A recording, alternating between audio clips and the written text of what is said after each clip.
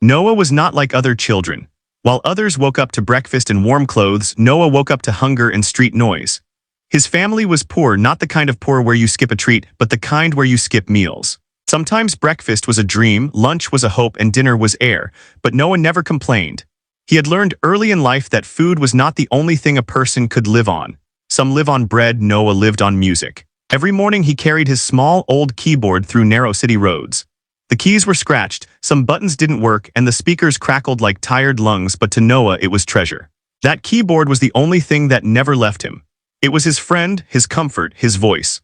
He placed it on a worn cloth beside a busy street corner and plugged it into a tiny battery speaker that often worked and often didn't. People walked past quickly, businessmen with shiny shoes, women holding bags heavier than Noah's whole backpack, children holding ice creams and laughter.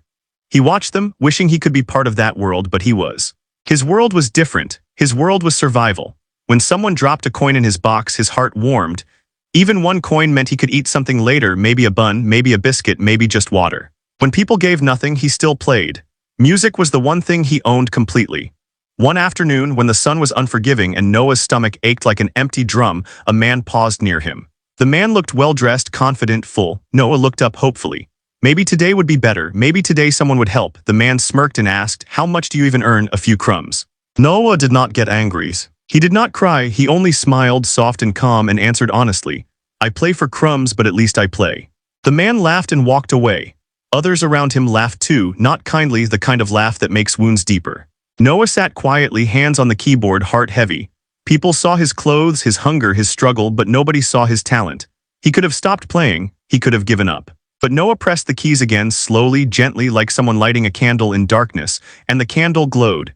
His music was different from others. It was not perfect. It was not clean or professional, but it was alive. Every note carried hunger, hope, sadness, and something priceless, heart. Anyone who listened closely would have heard emotion deeper than words, like a child speaking truth through sound instead of speech. Most people didn't listen closely. Children passed by licking ice cream, some curious, some uninterested.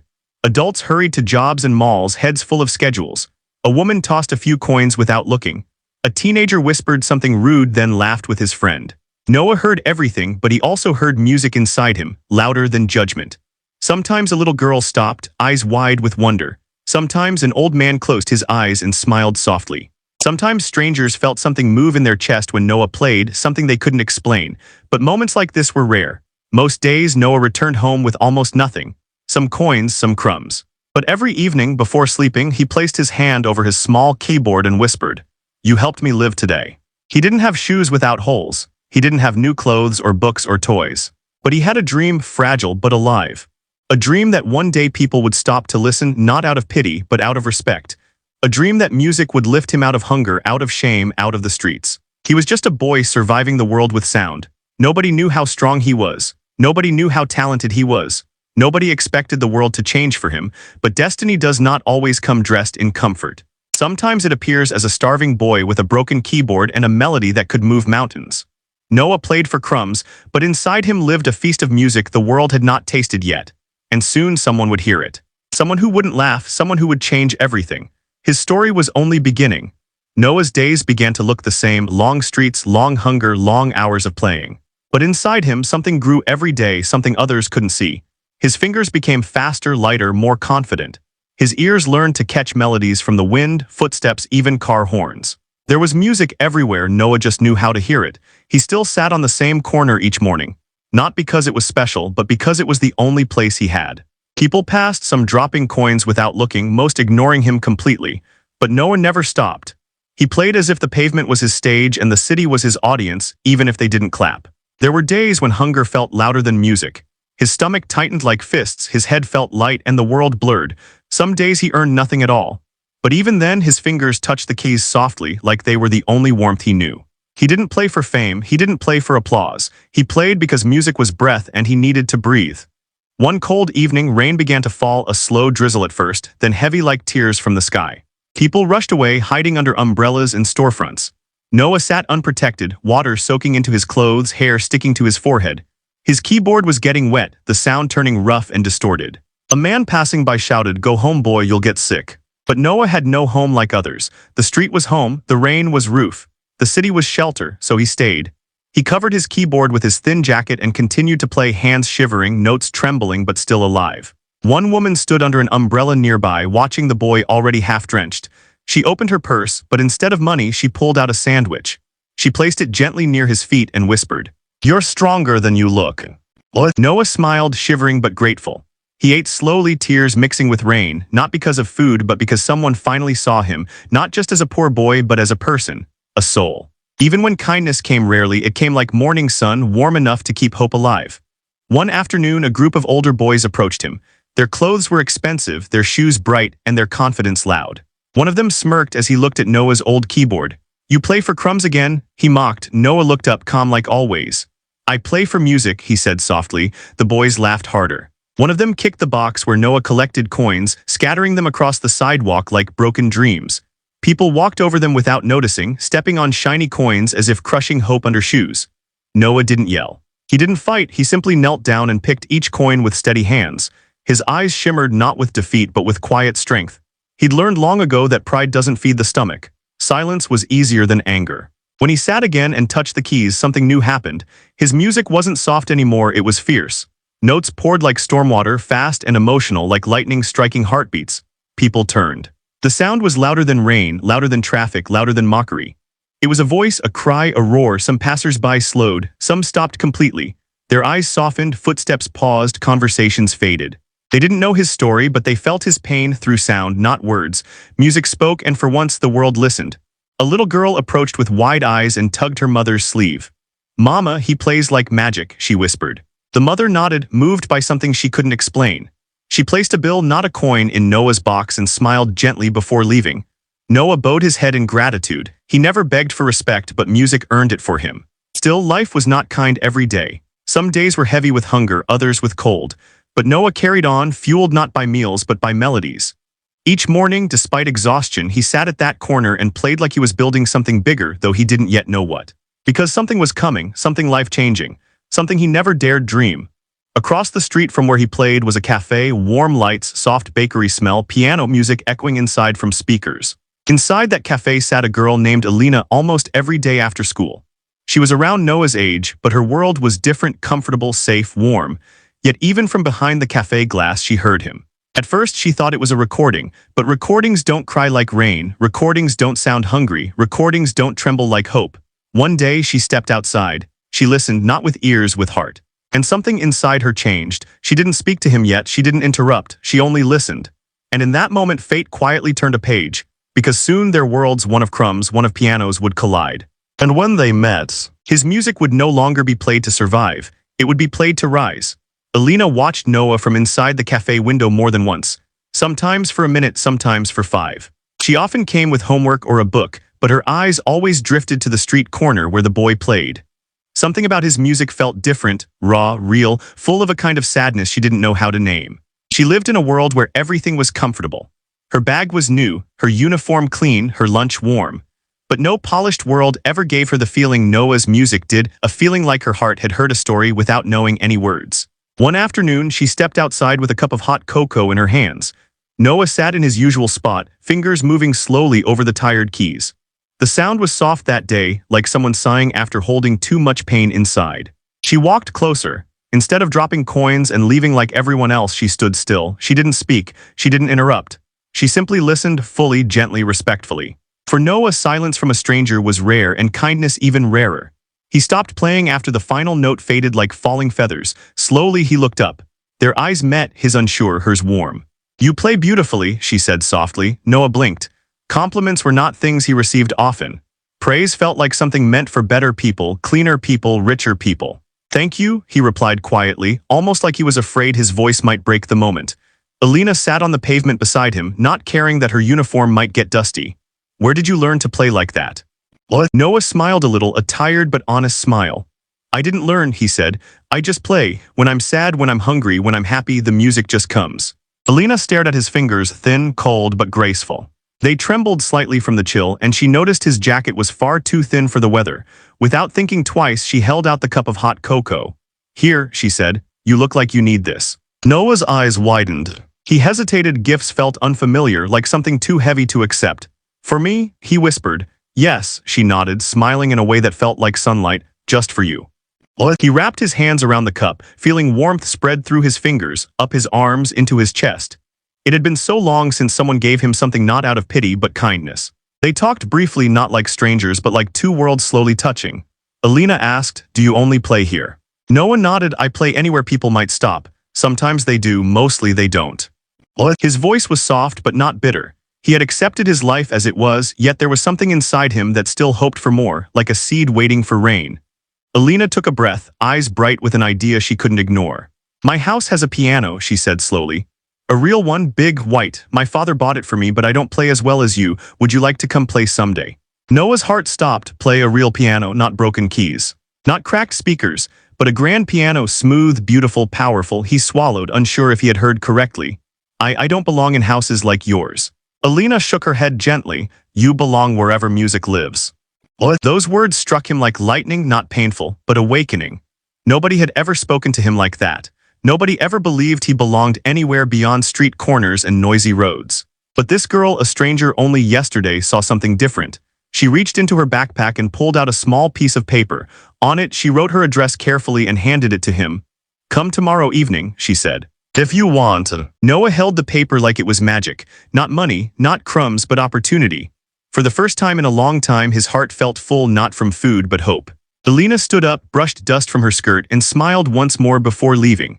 Noah watched her walk back inside the cafe, the bell above the door chiming gently like a promise. He placed the paper inside his pocket, carefully like a treasure. That night he didn't sleep easily. He lay awake on an old blanket beneath a broken roof, staring at the stars through cracks. His stomach still ached, but something stronger glowed inside him, anticipation. He whispered to himself, voice trembling with belief, "Tomorrow I will touch a real piano." His eyes closed slowly, not out of exhaustion but peace. Tomorrow would not be like every other day. Tomorrow his music would finally meet a piano worthy of it. Tomorrow the world would start to change. For Noah, for his story, for his sound.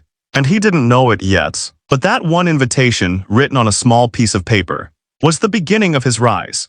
The next evening arrived like a dream Noah didn't dare believe was real. He stood outside Alina's house, clutching the folded paper she gave him. His clothes were washed as best as he could manage, still worn but clean. His heart beat fast, not with fear, but with hope so new it almost hurt. Alina's house was nothing like the streets Noah knew.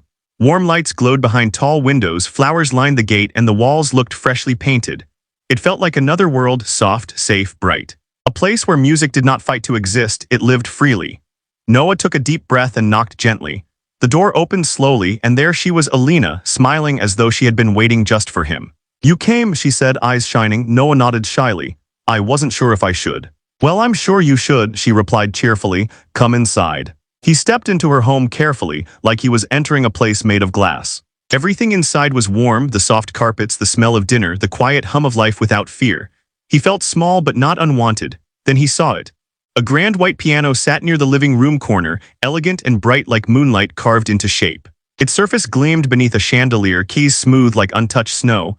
It looked like music itself had turned into an instrument. Noah froze, his breath caught, his chest tightened. For a moment he couldn't move at all.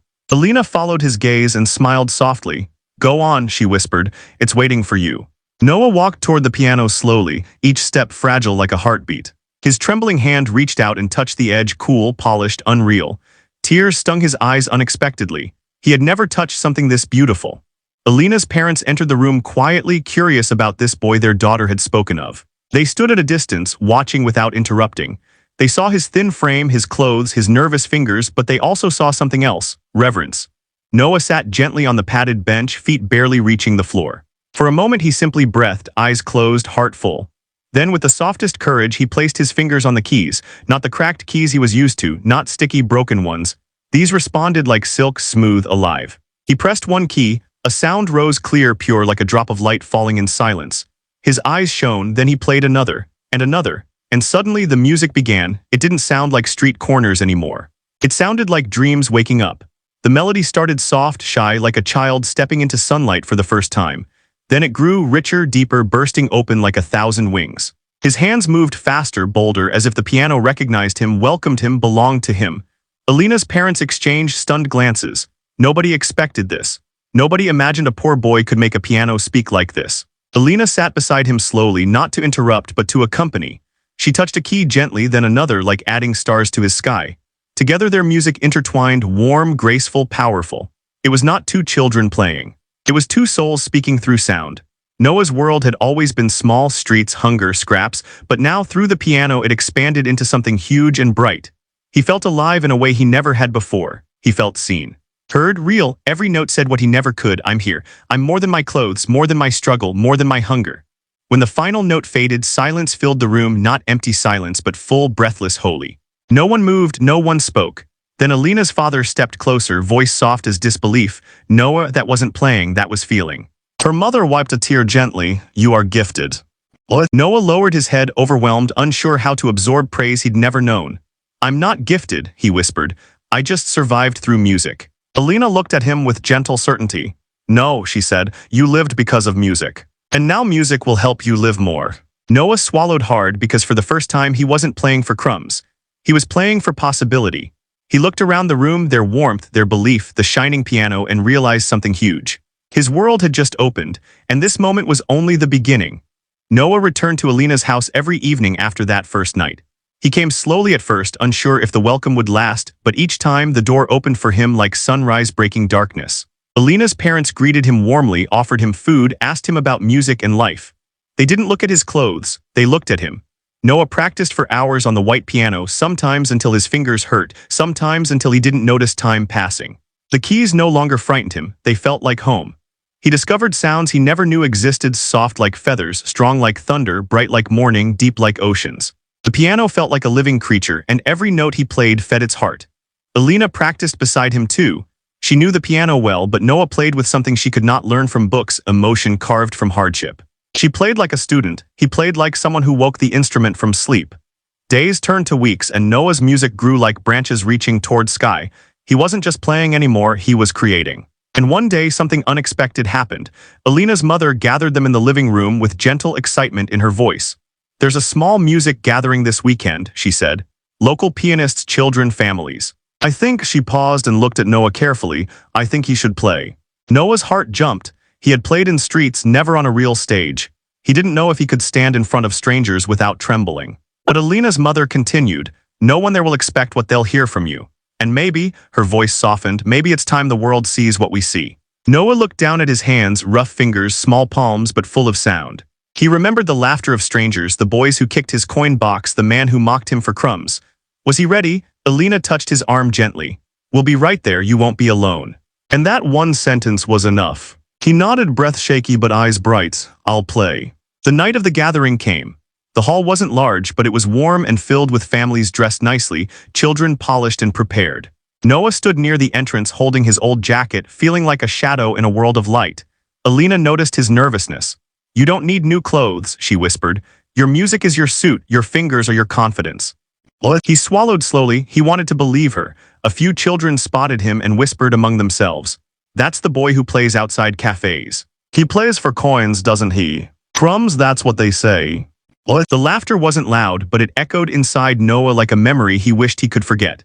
He felt himself shrinking, folding into the small boy who survived streets, not stages. But then Alina stepped forward. She placed herself beside him not as a shield but as a witness. You're not who they think, she said, you're more. And the trembling inside him softened. When his name was called, Noah walked toward the piano with slow, measured steps. People looked at him with confusion, a boy in simple clothing, messy hair, worn shoes. Some whispered, some smirked, some expected nothing but mistakes. He sat. Silence spread through the room. Noah closed his eyes not to escape, but to enter a place where sounds lived stronger than fear. He remembered rain on the street, hunger under his ribs, coins dropped like pity, and the man who laughed at him. He placed his hands on the keys. And then he played, not soft this time, not shy. His music burst like light bursting through clouds after long rain, bold, powerful, unstoppable. Each note struck air like truth-breaking chains. People straightened in their seats, conversations died, even the restless children sat still. His fingers flew like birds that had been caged too long, finally free. The piano became wind, river, heartbeat, thunder, everything he had ever felt poured through wood and keys. The room wasn't listening anymore, it was feeling. Mothers held breath, fathers blinked slowly, stunned. Musicians leaned forward as if learning from him, and children who mocked him minutes ago stared in wide silence, cheeks warm with regret. Alina watched with tearful eyes, not from sadness but from pride. Her piano didn't just hold sound now, it carried his story. His final notes fell like gentle rain, quiet and complete. Silence followed. A silence so thick it felt like the whole room forgot how to breathe. Then applause, not soft or polite, but explosive like thunder rolling across mountains. People stood to their feet. Some cried, some shouted praise. Some looked ashamed of ever judging him. Every mocker was silent now, every doubter humbled. Every voice that laughed was drowned by applause, applause earned, deserved, undeniable. Noah sat there, breath shaking, eyes wet, heart open. Because this time, he didn't play for crumbs, he played for himself. And his music proved every single one of them wrong. The applause that filled the hall that night didn't feel like noise, it felt like wings. Wings lifting Noah higher than hunger, higher than cold pavements, higher than every insult he survived. He sat still for a moment, unsure if he was dreaming or awake. People rushed towards him after the performance. Mothers touched his shoulder gently, fathers shook his hand, musicians asked questions, children looked at him like he was magic. Some held cameras, some asked for his name. Some just stared speechless, as if trying to understand how a boy with nothing could play like someone with everything. Alina stood beside him the entire time, smiling in quiet triumph. This wasn't just his win, it was their moment. Their worlds had met in music, and music had made them unstoppable. Then something unexpected happened. A man stepped forward from the crowd, dressed well, wearing a lanyard around his neck that read Regional Music Academy. His eyes held curiosity, then amazement, then deep respect. "Young man," he began, voice firm but kind, "where have you been hiding?" Noah blinked nervously. "I wasn't hiding, sir, I was just outside." "What?" The man smiled gently at the honesty. "Do you have a teacher?" he asked. Noah shook his head. The man nodded slowly, almost emotionally. "You play with more heart than trained pianists twice your age." "What?" He gave a small card to Alina's father, a card that did not look cheap nor casual. It looked like a door. "If he's interested," the man continued, "we'd like to audition him for our academy, full scholarship consideration." "What?" Noah froze, Alina gasped quietly. "What?" Noah froze, Alina gasped quietly. Her parents exchanged stunned glances.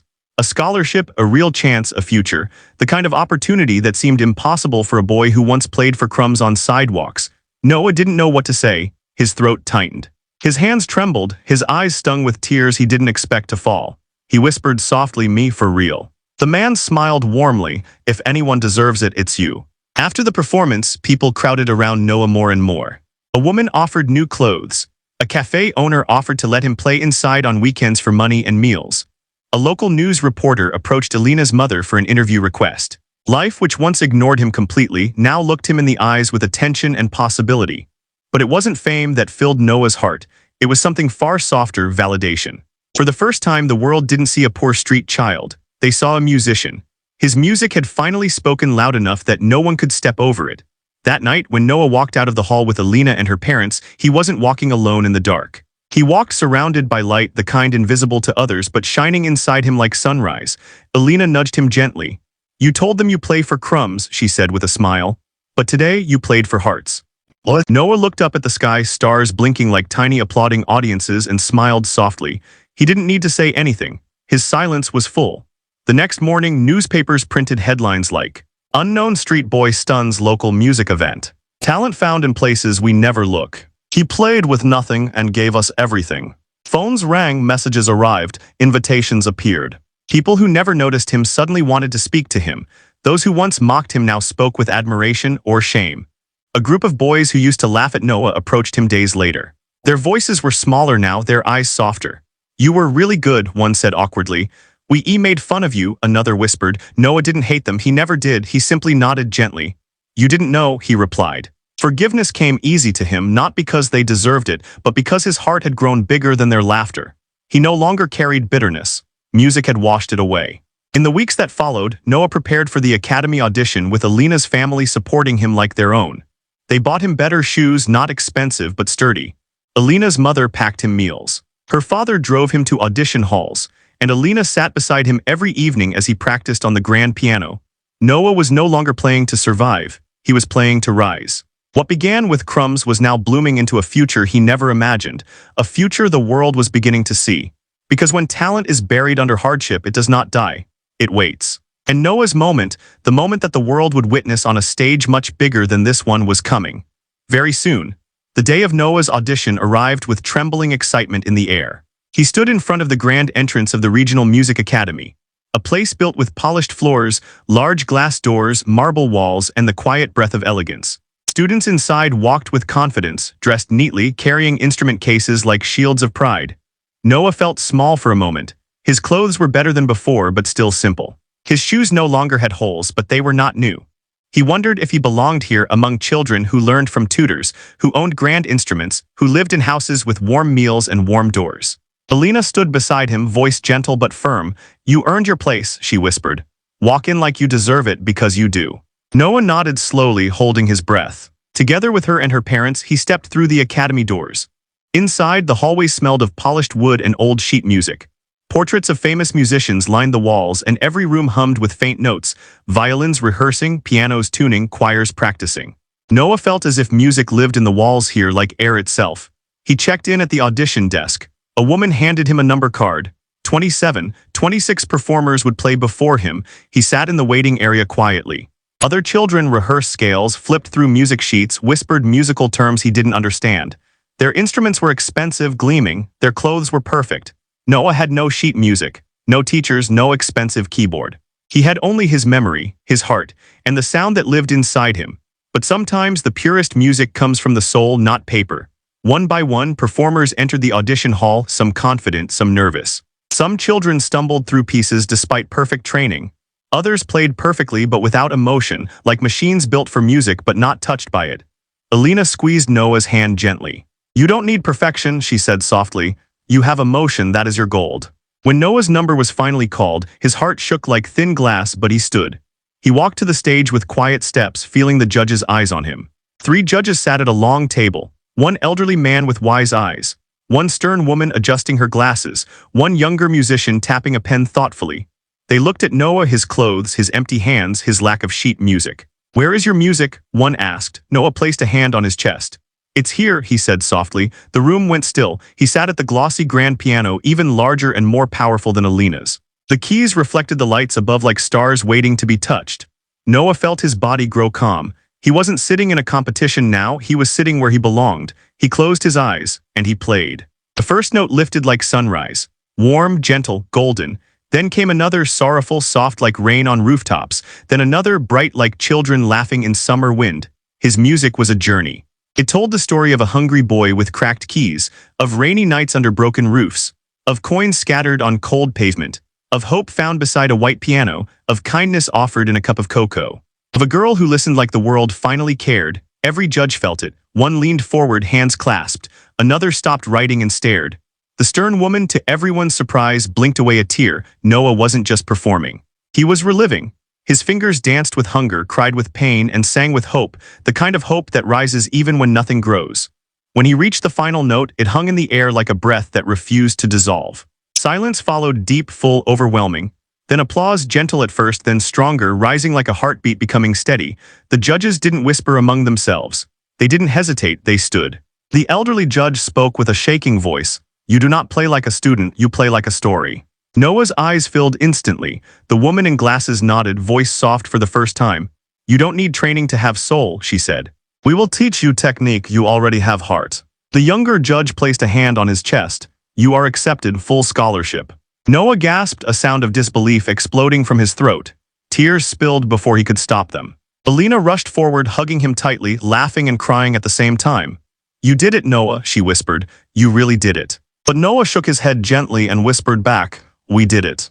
Well, because if she hadn't listened, if she hadn't invited him, if she hadn't believed, this moment would never exist. That night, Noah walked out of the academy like a boy reborn. He entered as someone the world ignored. He left as someone the world would soon remember. He didn't play for crumbs anymore. He played for future, for dignity, for destiny. But what happened next, the worldwide rise, the fame, the stages beyond imagination? That was just beginning. Years passed, quietly at first, then quickly, like a fire spreading through dry fields of destiny. Noah grew into his talent the way flowers grow toward sunlight. The academy trained his fingers, but life had already trained his soul. While other students learned technique, Noah learned how to breathe through keys, how to speak without words, how to turn silence into thunder. He performed at school recitals, then bigger halls, then regional concerts. Every stage he touched seemed to grow brighter under him. People who once ignored him began to search his name. The internet filled with videos titled, "Street Boy Turned Prodigy." He played for crumbs, now he shakes concert halls. Students who mocked him now sat in the audience with admiration. whispering to each other with awe instead of jokes. They took pictures with him, asked for autographs, told others they always knew he would be great. But Noah remembered the truth. He wasn't great because of attention. He was great because of struggle. He carried hunger in his music. He carried rain in his melody. He carried loneliness in his chords and hope in every rise of sound. One night, many years later, Noah stood backstage at the World Classical Arts Festival, one of the biggest music stages on Earth. Thousands of seats packed, cameras, live broadcast, journalists. Every light pointed toward a grand piano at the center of the world, a place built for legends. And now it was his turn. He stood where once he never imagined his feet could be. His hands trembled, not from fear, but from gratitude so powerful it felt like a tide inside him. Alina stood at his side, older now, confident, her eyes shining with the pride of someone who witnessed every step he climbed. "You ready?" she asked softly. Noah smiled, the kind of smile born from storms survived.